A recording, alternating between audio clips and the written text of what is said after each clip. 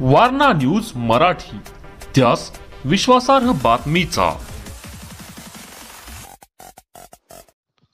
वाठारमध्ये दलित महासंघाच्या वतीनं गृहमंत्री अमित शहा यांच्या विरोधात तीव्र निदर्शने।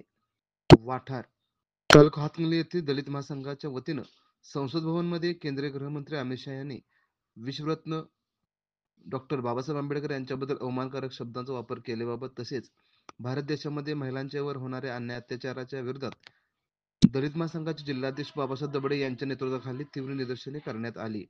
यावेळी कार्यकर्त्यांनी जोरदार घोषणाबाजी करून परिसर दणाणून सोडला।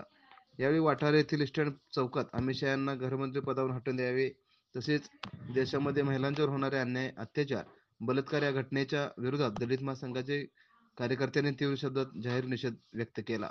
तसेच परभणी येथील दलित कार्यकर्ते सोमनाथ सूर्यवंशी यांचा पोलीस कोठडीत झालेला मृत्यू हा वेदनादायी असून या घटनेची उच्चस्तरीय चौकशी करून संबंधित अधिकाऱ्यावर गुन्हे दाखल करून बडतर्फ करण्यात यावे। सोमनाथ सूर्यवंशी यांच्या कुटुंबियांना आर्थिक मदत मिळावी अशी मागणी यावेळी करण्यात आली। निदर्शनावेळी वडगाव पोलीस ठाण्यातील पोलीस कर्मचाऱ्यांनी बंदोबस्त ठेवला होता। यावेळी मोर्चाचे निवेदन सहाय्यक पोलीस निरीक्षक सलगर यांना देण्यात आले। यावेळी दलित महासंघाचे युवा जिल्हाध्यक्ष धनाजी सकटे, जिल्हा उपाध्यक्ष महावीर सरवगोळ, संघटक भाऊसोक आवळे, हातन तालुकाध्यक्ष ज्ञानेश्वर अवघडे, संदीप कांबळे, प्रकाश कांबळे, धनाजी परेड, जावेद कुरणे, शरद कांबळे, स्वप्नील शिंदे, राहुल क्षीरसागर, किशोर कांबळे, धनराज जाधव, प्रेम अवघडे, नयन दबडे, बाबासो दबडे, प्रेम वाघमारे, विनोद सातपुते, राकेश लोखंडे, सिद्धार्थ ढाले, बबलू बल्लाळ, गणेश दबडे, पवन दबडे, अजय पाटील यांच्यासह अनेक कार्यकर्ते उपस्थित होते। वाराणसीसाठी वाठारहून प्रकाश कांबळे।